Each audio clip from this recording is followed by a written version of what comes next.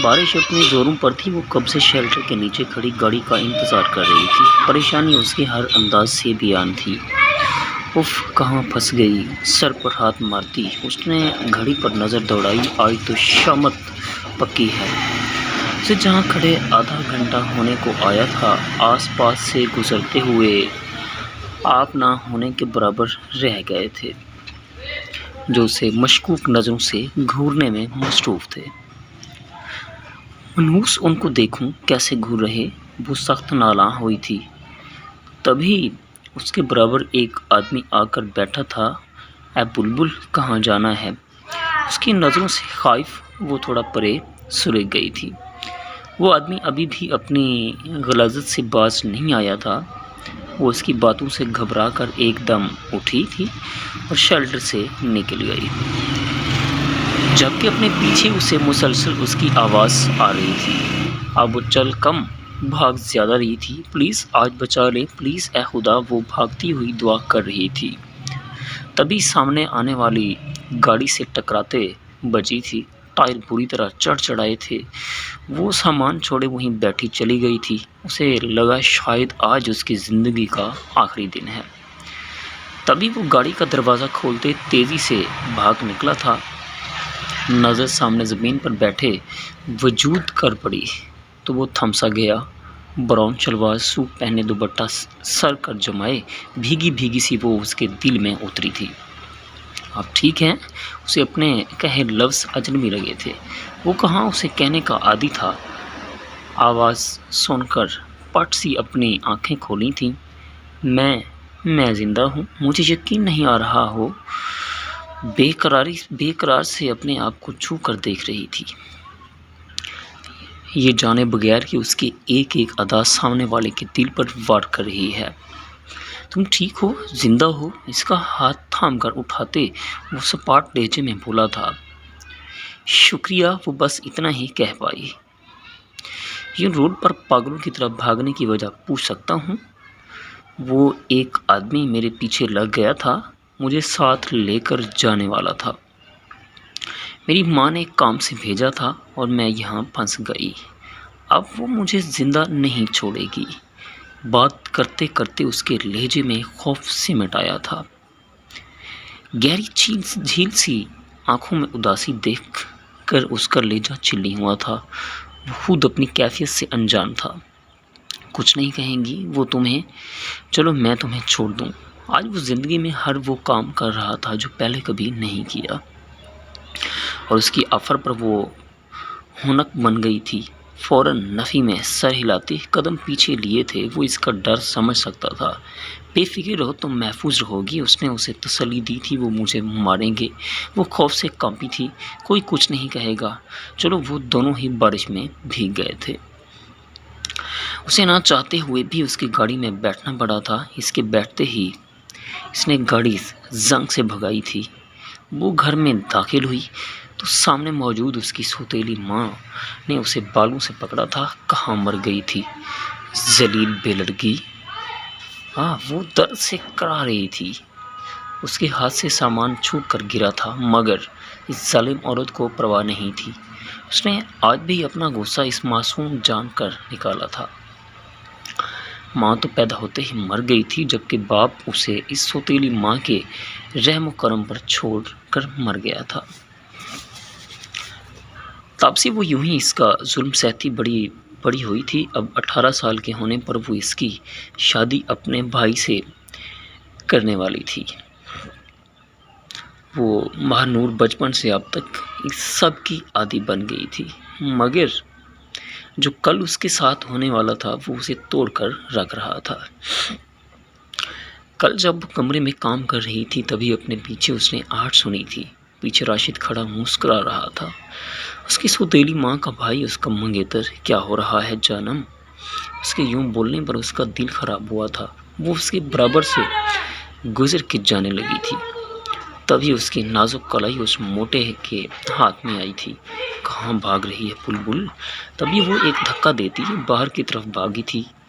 دل تیز تیز دھڑک رہا تھا۔ سامنے سے آتی شکیلا نے اسے خونخوار نظروں سے گھورا تھا۔ تبھی پیچھے سے غصے میں بھرا راشد باہر آیا تھا۔ اور اسے بالوں سے پکڑ کر دھنک کر رکھ دیا تھا۔ چھوڑ دے راشد، مر جائے گی۔ شکیلہ نے اسے چھڑانا چاہا تھا۔ مرنے دے، اس کی ہمت کیسی ہوئی مجھے دھکا دینے کی؟ مر تو اندر، اسے بھیج۔ شکیلہ نے راشد جو گھور رہا تھا، صبر کر لے، کچھ دن تیرے پاس ہی آئے گی۔ صبر ہی تو نہیں ہوتا۔ شکیلہ کی بات کر، وہ بے باکی سے بولا تو وہ سر پکڑ کر بیٹھ گئی۔ پورے آفس میں ٹھنڈک ہو رہی تھی، اے سی فل اسپیڈ سے آن تھا۔ وہ اس لڑکی کو چاہ کر بھی اپنے دل و دماغ سے نہیں نکال پا رہا تھا۔ ماضی کی یادیں اس پر حاوی ہونے کی کوشش کرتی، مگر چھم سے اس لڑکے کا معصوم چہرہ اس کی نظروں میں آ جاتا۔ وہ آنی حالت سے پریشان بیٹھا اپنے اندر کی گھٹن باہر نکال رہا تھا۔ پریشانی سے ماتھا مسلتا اور وہ کرسی کی پشت سے ٹیک لگا لیتا۔ نہیں، میں اس سے محبت نہیں کر سکتا، یہ عورت ساتھ بھروسے کے قابل نہیں ہے۔ خود کو یقین دلاتا وہ تلخی سے بولا تھا۔ دروازے پر ہوتی دستک پر وہ سیدھا ہو کر بیٹھا تھا۔ کم آن، اس کے بولتے ہی اس کا خاص آدمی اندر آیا تھا۔ بلایا تھا سر آپ نے؟ وہ مؤدب انداز میں بولا تھا۔ بیٹھو اشرف، مجھے تم سے ایک کام ہے، مگر یہ کام بہت ضروری ہے۔ مجھے معلومات چاہیے، یہ ایڈریس۔ اس نے ایک چٹ اس کے آگے کی تھی۔ یہاں رہنے والوں کے بارے میں ایک ایک بات، مطلب ایک ایک معلوم کرو، اور کل تک مجھے بتاؤ۔ وہ اپنی بات پر زور دیتا بولا تھا۔ ہو جائے گا سر، بے فکر رہیں۔ اوکے، جاؤ، کل اسی ٹائم ملو مجھے۔ اور تم جانتے ہو مجھے کام میں دیر پسند نہیں۔ وہ اسپاٹ لہجے میں بولا تھا تو اشرف سر ہلاتا باہر کی طرف بڑھ گیا۔ کیسے تم ارم خان نے دل میں اتر گئی، کیسے؟ بالوں کو مٹھیوں میں جکڑے وہ بے بس ہوا تھا۔ وہ بے حال سی اسٹور روم میں بند تھی، درد سے جسم دکھ رہا تھا، مگر اسے پھر بھی کام کرنا تھا، محنت کرنی تھی۔ اس کی سوتیلی بہنیں کچھ نہیں کرتی تھیں، بلکہ سب وہی کرتی تھیں۔ اسے 18 کا ہوئے ابھی ایک دن ہی ہوا تھا اور گھر میں شادی کی بات ہو رہی تھی۔ راشد پہلے سے شادی کر کے اپنی بیوی کو طلاق بھی دے چکا تھا، مگر پھر بھی کسی نے اس سے شادی پر اعتراض نہیں کیا تھا۔ وہ اس پر غلیظ نظریں رکھتا تھا۔ وہ یہاں سے بھاگنا چاہتی تھی، مگر بھاگنے کے لیے ٹھکانہ ہونا بھی ضروری ہے۔ تھک کر اس نے آنکھیں موند دیں تو اس مغرور شہزادے کا چہرہ ایک دم آنکھوں کے سامنے آیا تھا۔ اس نے ہڑبڑا کر آنکھیں کھولی تھیں۔ اسے حق نہیں تھا کہ وہ خواب میں بھی یہ سچ سب سوچتی۔ اسے اپنی قسمت پر جیب بھر کر رونا آیا تھا۔ تھک گئی تھی وہ اپنی اس زندگی سے۔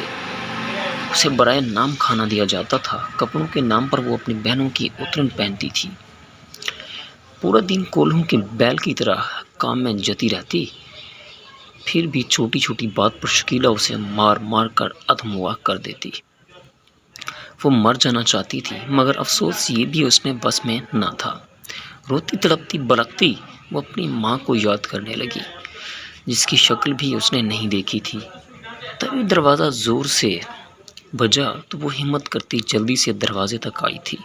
سامنے شکیلہ اور اس کی چھوٹی بہن کھڑی تھی۔ اسے دھکا دے کر اندر آئی اور ایک شاپر اس کی طرف بڑھایا۔ اس نے ناسمجھی سے اس شاپر کو دیکھا اور پھر انہیں مایوں کا جوڑا ہے، کل تجھے مایوں بٹھانا ہے، تیار ہو جانا۔ میں تو خلاف تھی ان چونچلوں کے، مگر تیرا ہونے والا قسم زیادہ ہی بولا ہوا جا رہا ہے۔ منہ بنا کر بولتی وہ دونوں ماں بیٹی جیسے آئی تھی ویسے ہی واپس چلی گئیں، جبکہ وہ ایک بار پھر اپنی قسمت کو رونے کو اکیلی رہ گئی تھی۔ وہ آفس کے لیے تیار ہوتا نیچے آیا تو ملازمہ نے اسے دیکھ کر جلدی سے ناشتہ دیا، ورنہ اس کا کیا بھروسہ کہ سزا دے دیتا۔ وہ اس عالیشان گھر میں اکیلا رہتا تھا۔ باپ کے انتقال کے بعد اس کی ماں اسے چھوڑ کر چلی گئی تھی۔ اس کی پرورش اس کی دادی نے کی تھی، مگر وہ اسے برے دوستوں کی صحبت سے نہیں بچا پائی تھی۔ اس کے دادا دادی نے اسے اس قابل بنایا تھا، اس کا ملک میں ایک نام تھا، پہچان تھی، مگر اس کا غصہ وہ سب ناقابل برداشت تھا۔ دادا دادی کے انتقال کے بعد وہ اکیلا ہوا تھا۔ وہ دوستوں کے ساتھ پرانی روش کر چلا گیا۔ اپنی ویران زندگی کو اس نے سنوارنے کے لیے تنزیلہ سے شادی کا فیصلہ کیا، مگر وہ اسے چھوڑ گئی کیونکہ اسے اس سے بہتر آپشن مل گیا تھا۔ اس کا عورت ذات سے بھروسہ اٹھ گیا تھا، اور اچانک مہنور کا اس کی زندگی میں آنا اس کی زندگی میں طوفان لایا تھا۔ اب تمہیں کوئی موقع نہیں ملے گا، جو ہوگا میری مرضی کا ہوگا۔ خود سے بولتا وہ کوڈ کے بٹن بند کرتا باہر کی طرف بڑھا تھا، جہاں ڈرائیور نے اسے دیکھتے ہی گاڑی کا دروازہ کھولا تو وہ پورے کروفرڈ سے بیٹھا تھا۔ اس کے بیٹھتے ہی گارڈز نے اپنی پوزیشن سنبھالی تھی۔ آفس میں اس کا الگ ہی روب و دبدبہ تھا۔ اس نے آتے ہی آفس میں ہلچل مچ جاتی تھی۔ وہ سوگوار سی مایوں کے پیلے جوڑے میں بیٹھی تھی۔ اس سادگی میں بھی اس کا جو حسن غضب اٹھا رہا تھا۔ ایک ایک کر کے محلے کی عورتوں نے اس کی رسم کی تھی۔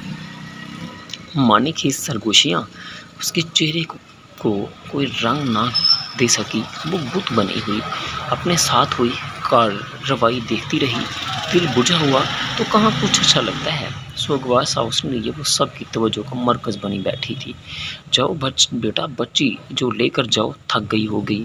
محلے کی ایک عورت نے اس کی جان بخشی تو شکر ادا کرتی اپنے کمرے یعنی اسٹور روم میں آئی تھی۔ وہ پھر اتنا روئی کہ اس کی ہچکیاں بند گئیں، مگر یہاں کوئی اس کو چپ کروانے والا نہیں تھا۔ وہ بے حال ہوتے ہوئے روتے روتے نیند کی آغوش میں چھپ گئی۔ وہ اپنے لیپ ٹاپ پر مصروف تھا، تبھی انٹر کر اسے اشرف کے آنے کی اطلاع ملی تھی۔ آ جاؤ اشرف، اسے اندر آتے دیکھ کر وہ کام چھوڑ کر سیدھا ہو کر بیٹھا تھا۔ کیا خبر لائے؟ سر، اچھی خبر نہیں ہے۔